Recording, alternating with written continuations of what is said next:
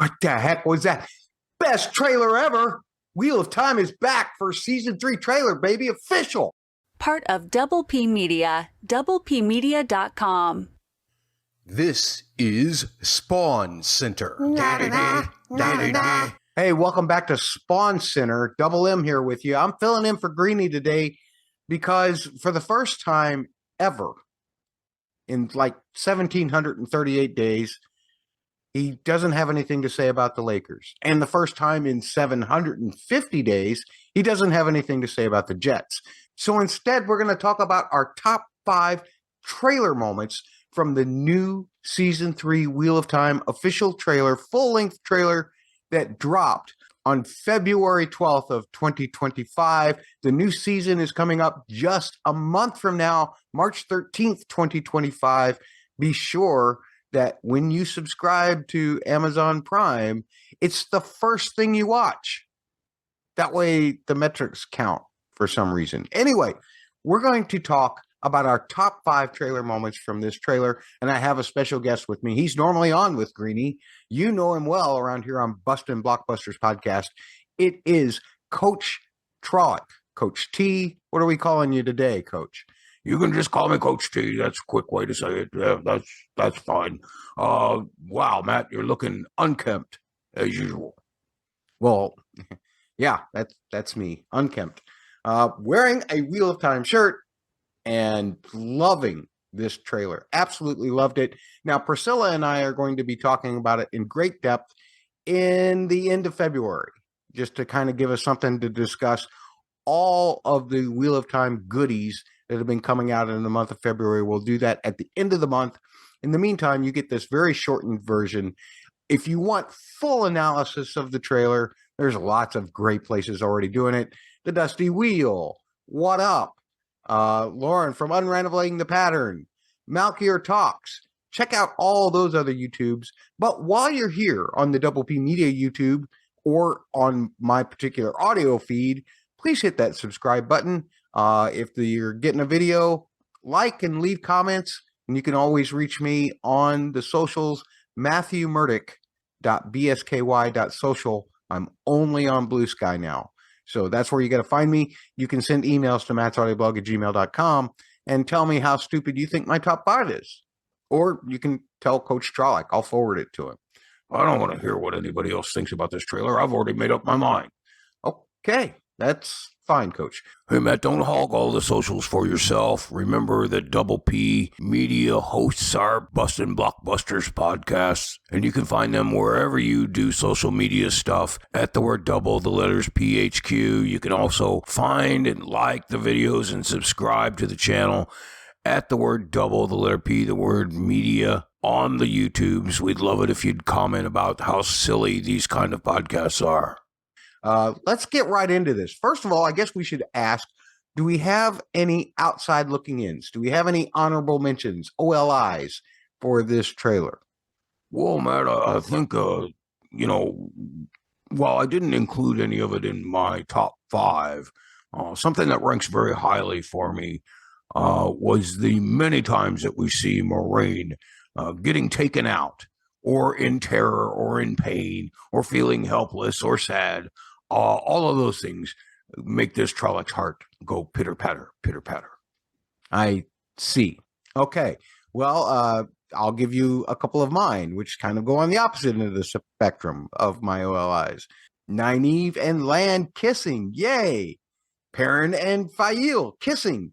Yay. I love seeing so much Faile in this trailer as well. I really like the more gaze in the Camelin throne room, I guess. That was a great shot. Yeah, man, I wanted to ask you something about that. I've seen some things online where people are saying maybe that Morgaze is pregnant. Would she be pregnant now with this? She's allegedly, according to the press releases, she's with this Lord Gabriel, right? Who happens to be a favorite of mine for reasons that we won't disclose right now. But do you think that she is pregnant with Lord Gabriel's child?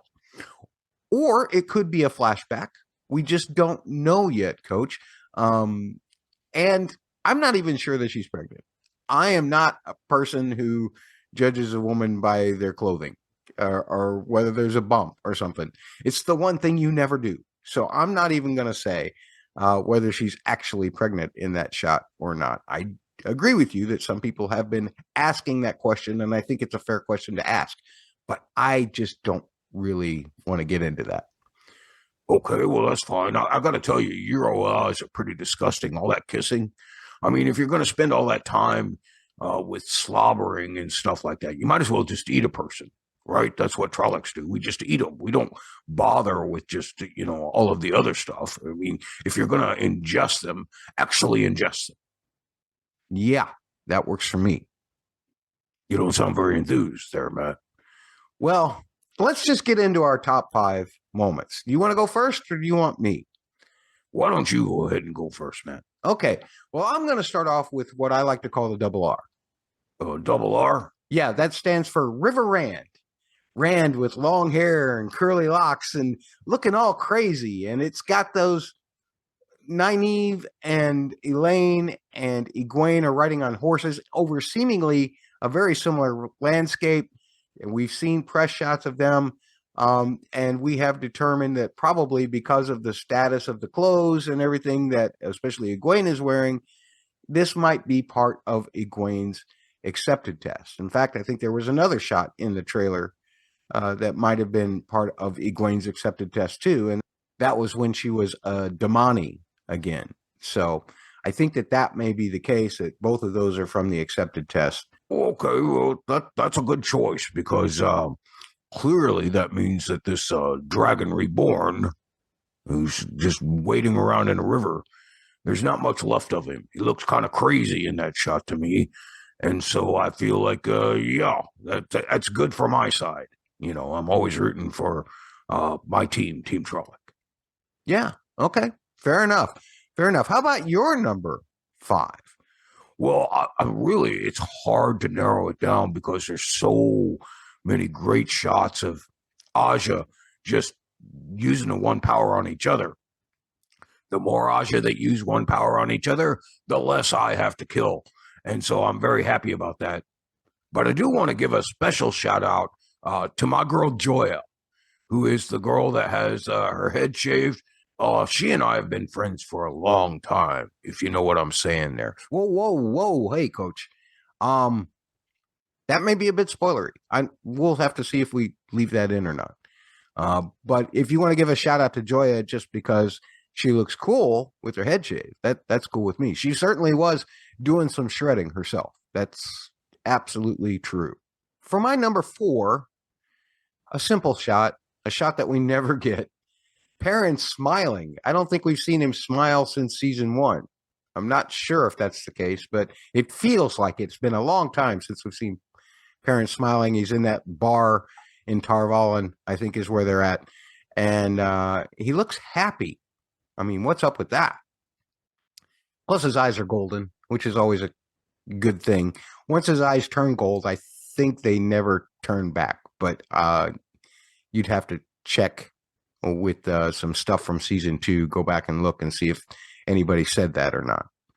Well, I can appreciate somebody showing their teeth. Being a Trolloc, I can appreciate that a lot. My number 4 is Lanfear and Rand, kind of lounging on the spot where Rand and Egwene used to go. I think it's great. Coach T, that's just dirty. I mean, they're obviously not actually there.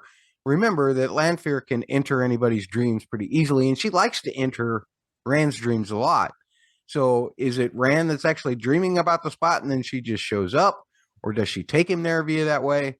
Well, no, Matt, don't forget that somehow Matt ended up in Falma with Lanfear pretty quickly after he got knocked out.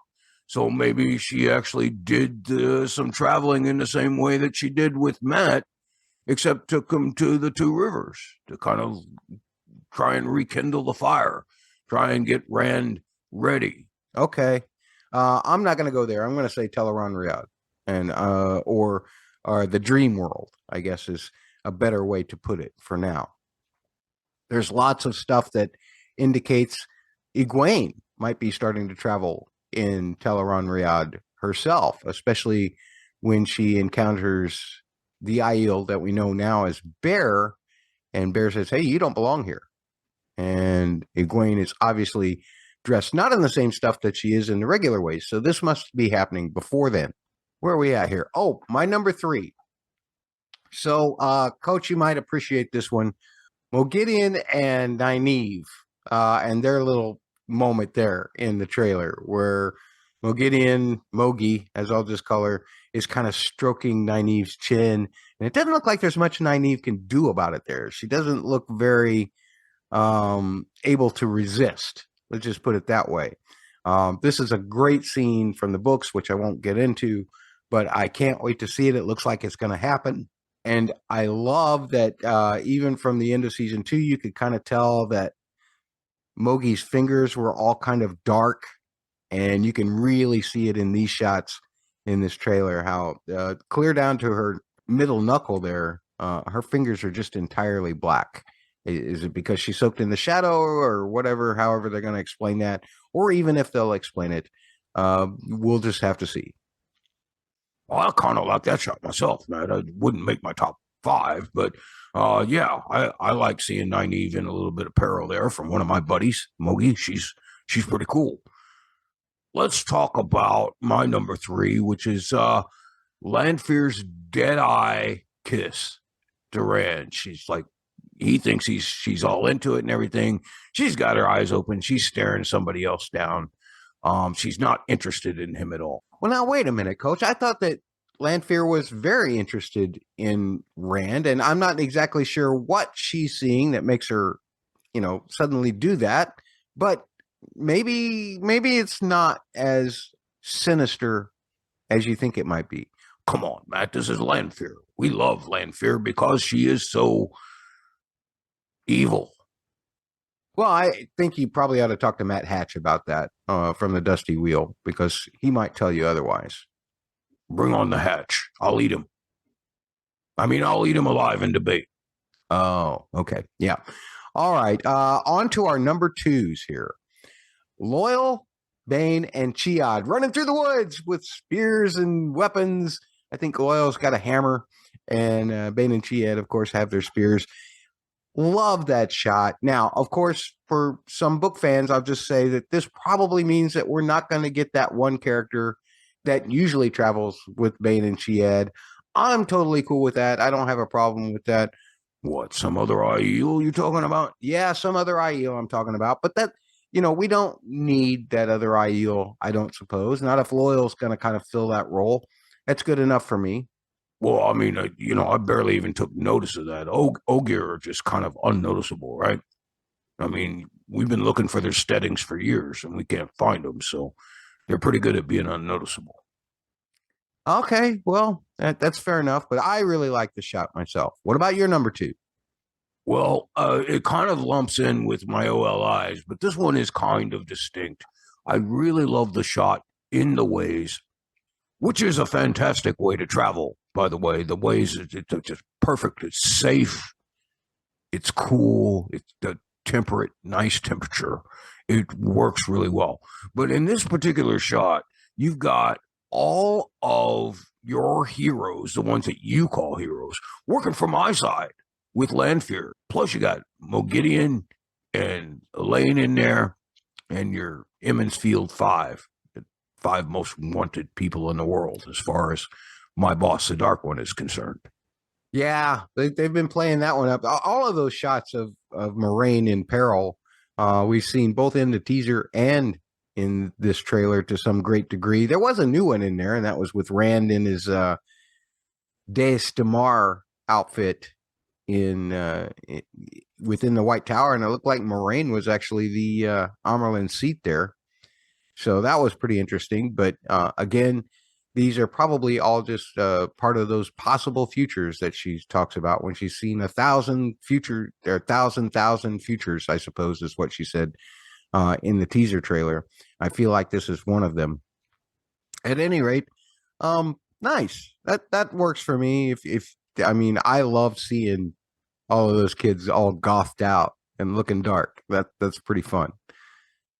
So my number 1 is Moiraine and somebody else, or perhaps Moraine's been split in 2. I'm not exactly sure what's going on there, but they're both suspended in the air within these rings, these kind of rings that wrap around each other. It's obviously a ter'angreal, not unlike the arches that we see in the tower, what we saw Nynaeve go through, that we know that we're going to see Egwene go through. I think that was a fantastic shot. Any speculations about who else that might be in there? Well, hopefully it's somebody that went in there for the same reasons as Moiraine, and they're just stuck there forever. You know, that kind of thing happens in those ter'angreals. You can get stuck there, and maybe that's somebody who's actually been dead for 10 years, just laying there. Yeah, that's quite a possibility. It could also be somebody that we know, but I cannot determine who that might be without getting into book spoilers. So we'll stay away from that in this particular podcast.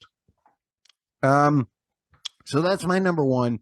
It's very intriguing to see these structures, how modern they look, like modern to us, but now ancient to them.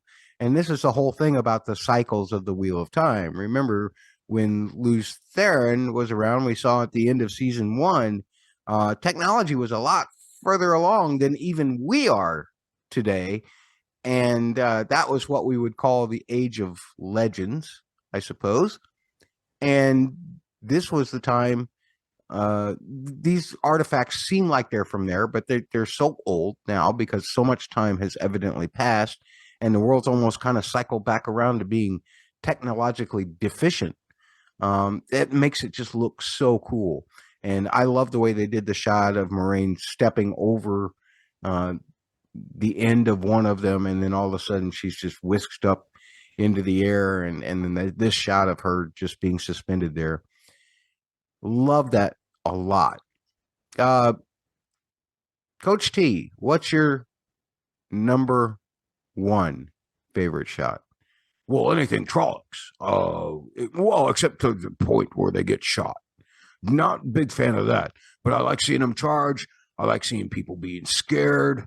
I saw a couple shots in there where there's some white cloaks around as well. They're no problem. They've been trying to fight us for years and years and years, and they're just a bunch of silly boys. They don't know what they're doing. But I did see my cousin Bill and my cousin Vinny, and yeah, that was a joke. My cousin Vinny. Nobody's laughing, Coach. Oh, well, anyway, yeah, there was lots of relatives in there. Didn't see the fate of them, or choose not to see the fate of them. Let's just say that. Okay, Coach. So those are our top 5 shots from the trailer, with a little bit of discussion to go along with them. Again, thanks so much to Coach Trolloc, Coach T, for joining me on this special edition of Spawn Center. And Priscilla and I will definitely be back to break this trailer down fully, along with all of the other things that have happened on What Wednesdays, so to speak, up until the end of February. And you'll get that, just like a couple weeks right before the new season of Wheel of Time returns on March 13th of 2025. Thanks for sticking around with us to the end. Again, if you want to contact me, mattsaudioblog@gmail.com, or you can hit me up on Blue Sky, matthewmurdoch.bsky.social. Coach T, you got any social media? No, I got banned. I'm only on X now, and I have to use a different handle. Oh, the site formerly known as Twitter? Yeah, that's right. But hey, I get the Wheel of Time stuff before you do. You have to wait till somebody transfers it over. Yeah, okay. You got me there. Bye, everybody. Da-da-da, da-da-da.